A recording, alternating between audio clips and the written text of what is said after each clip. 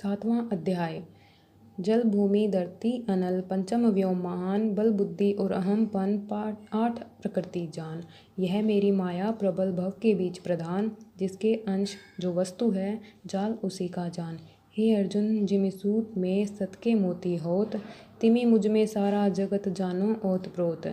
मुझसे बाहर कुछ नहीं, मैं हूँ सबको ठोर, इस सप्तम अध्याय में कहते माखन चोर। श्री कृष्ण भगवान बोले, हे पार्थ, मुझ में मन लगाकर मेरे ही आश्रय होकर योगाभ्यास करते हुए मेरे स्वरूप का संशय रहित पूर्ण ज्ञान होगा सो सुनो। वह पूर्ण ज्ञान मैं तुम्हें सुनाता हूँ, जिसके करने से तुमको इस लोक में और कुछ जानना शेष न रहेगा। सहस्त्रों मनुष्यों में से कोई एक ही सिद्धि को प्राप्त करता है। उन यत्न करने वाले सिद्धों में से कोई एक मुझे ठीक से जान पड़ता है। पृथ्वी, जल, अग्नि, वायु, आकाश, मन, बुद्धि और अहंकार, यह 8 प्रकार की मेरी प्रकृति माया है। इस प्रकृति को अपर अचेतन अर्थात जड़ कहते हैं। और हे महाबाहो, इससे दूसरी प्रकृति चेतना है, जिसने संपूर्ण जगत धारण किया है।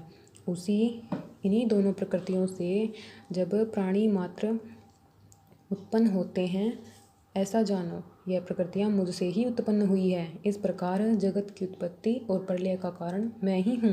हे धनंजय, धागों में जिस प्रकार मणि पिरोई जाती है, उसी भांति यह संसार मुझ में गुंथा हुआ है।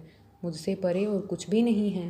हे कुंती पुत्र, जल में रस मैं ही हूँ, चंद्रमा और सूर्य में प्रभा मैं ही हूँ, सब वेदों में प्रणव मैं ही हूँ, आकाश में शब्द और पौरुष में मैं ही हूँ। हे अर्जुन, पृथ्वी में जो सुगंध है तथा अग्नि में तेज मैं ही हूँ, सब प्राणियों में जीव और तपस्वियों में तप मैं ही हूँ।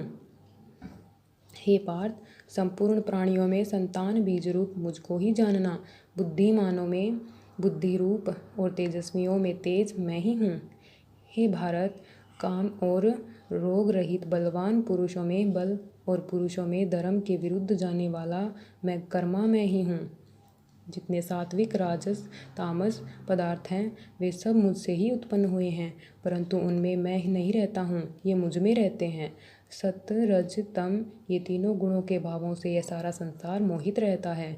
इस कारण यह इससे परे मुझ अव्यय परमात्मा को नहीं जानता। मेरी यह गुणमयी और दिव्य अत्यंत दुस्तर है। जो मुझको अनन्य भाव से भजते हैं, वे इस माया को पार कर जाते हैं। जो प्राणी, जो पापी, मूढ़, नराधम, माया ने जिनका ज्ञान हर लिया है और आसुरी भाव ग्रहण किए हुए हैं, मुझको नहीं जान पाते।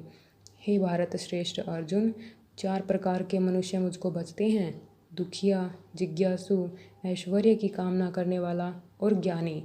दिन में सदा मुझ में एकाग्रचित और केवल मेरी भक्ति करने वाला ज्ञानी पुरुष श्रेष्ठ है, क्योंकि मैं ज्ञानी को अत्यंत प्रिय हूँ और वह मुझको प्रिय है। यद्यपि वह सभी भक्त अच्छे हैं, तथापि ज्ञानी तो मेरी आत्मा ही है, क्योंकि वह मुझ में ही मन लगाकर मुझको ही सर्वोत्तम गति मान मेरा ही आश्रय ग्रहण करते हैं। अनेक जन्मों के अनंतर ज्ञानी मुझे पा लेता है। ऐसा महात्मा अत्यंत दुर्लभ है, जो सब जगत को वसुदेव में समझे।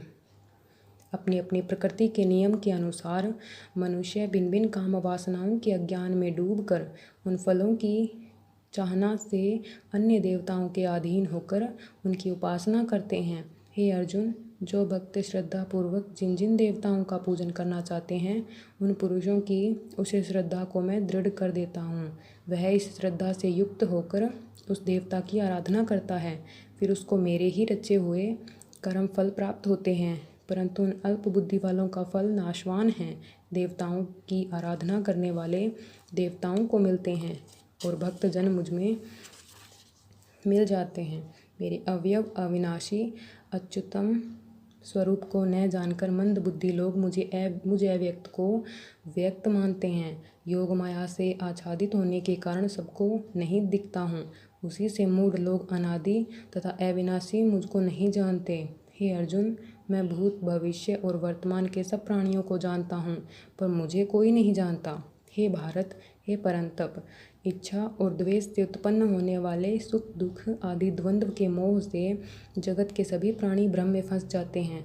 जिन पुण्यात्माओं के पाप नष्ट हो गए हैं वह पुण्य कर्म करने वाले भक्तजन द्वंद्व के मोह से छूटकर दृढ़ निश्चय करके मेरी भक्ति करते हैं।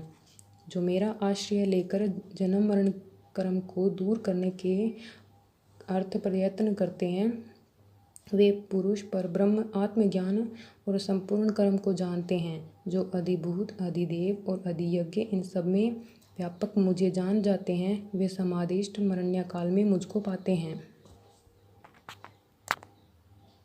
महात्म्य। श्री नारायण जी बोले, हे लक्ष्मी, अब 7वें अध्याय का महात्म्य सुन। एक पटेल नामक नगर है जिसमें शंकुकर्ण वैश्य रहता था।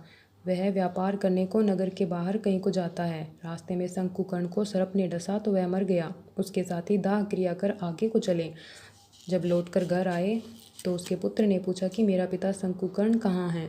उन व्यापारियों ने कहा कि तेरे पिता को सर्प ने डसा था, वह मर गया और यह पदार्थ तेरे पिता का है, तू ले।